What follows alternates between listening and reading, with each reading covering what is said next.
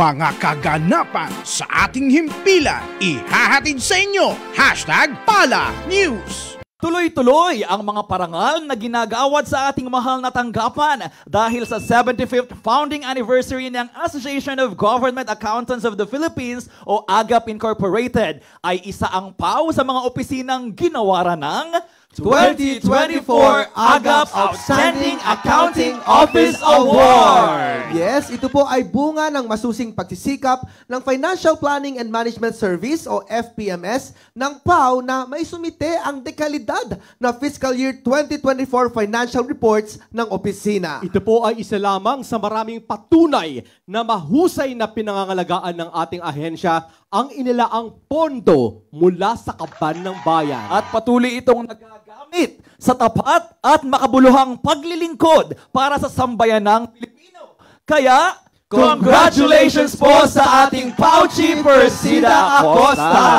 Congratulations din po kay Direk Myla Cosa, ang Director ng Financial Planning and Management Service o FPMS. Hindi lamang po sa AGAP, kundi pati rin po sa DBM assessment ay outstanding ang Public Attorney's Office. Kung saan may nakuhang 100% utilization rate na grado ang PAO. At ano nga ba ito? Ang lagi natin pinapaniwalaan, honesty is the best policy. Yan po ang polisiya ng Public Attorney's Office. Kaya congratulations po sa lahat ng PAO lawyers and staff nationwide at sa sambayan ng Pilipino. Ang buong kaganapan ay mapapanood sa report na ito.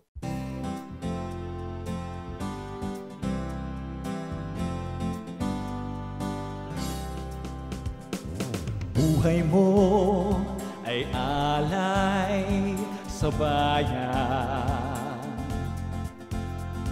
Ikaw ang pag-asa sa buhay.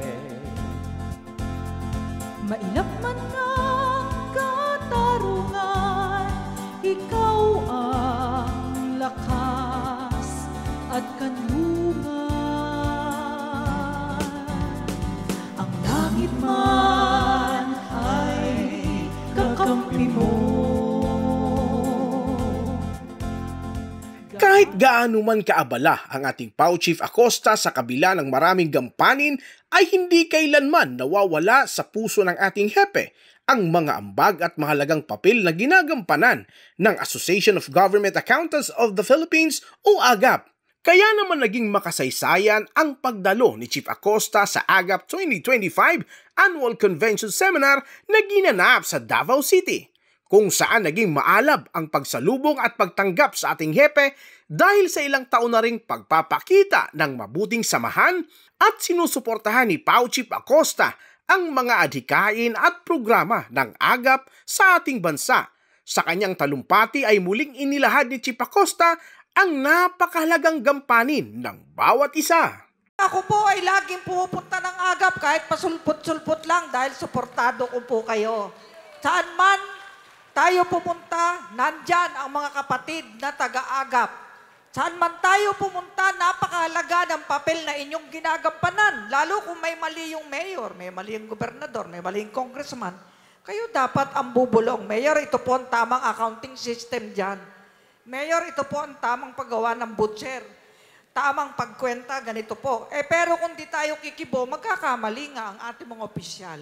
Ipinababati din ni PAO Chief Acosta ang kahalagahan ng pagkakaroon ng mabuting pagkikipag-ugnayan sa Panginoong Diyos kung saan nagsisilbing gabay at tanglaw sa pagtupad ng tungkulin sa bayan.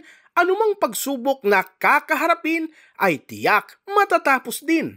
Sa buong delegasyon, nandito kayo lahat sa kabila ng mga ugong ng iba't ibang politika, iba't ibang istorya. Alam nyo, matatapos din lahat yan. Maaayos din lahat. Magagaling ang accountant ng Pilipinas at budget officers. Palakpakan nyo po ang inyong mga sarili. Sa bawat pagsasalita ko sa buong kapuluan, sa lahat ng programa ng ating gobyerno, lagi ko pong sinasabi, tumawag lamang tayo sa Ama, sasamahan niya po tayo. Ituturo sa atin ang ating sasabihin, ating gagawin, ating isusulat, ating itatype, basta nasa ating puso ang katapatan.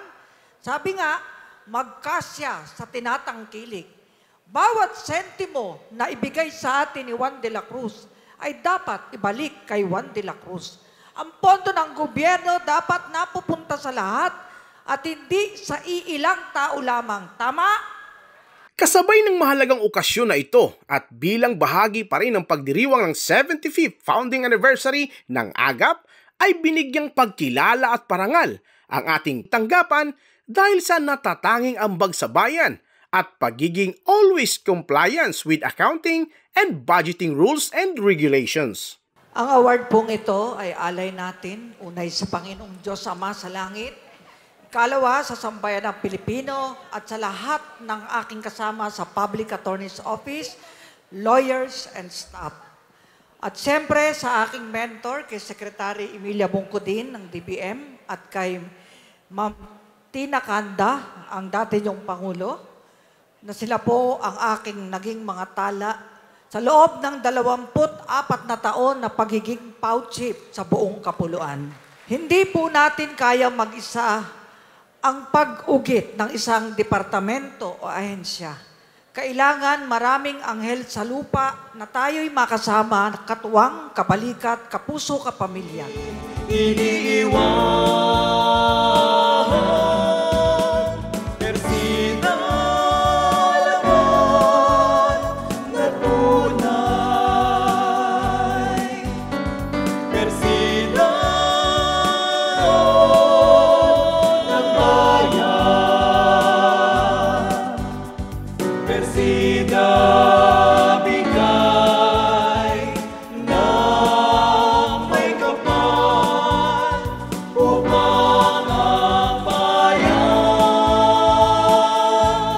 Para sa #PalaNews, ako si Gerald Drañez, Persida Acosta, Hustisya para sa masa, katarungan, laban sa kahirapan.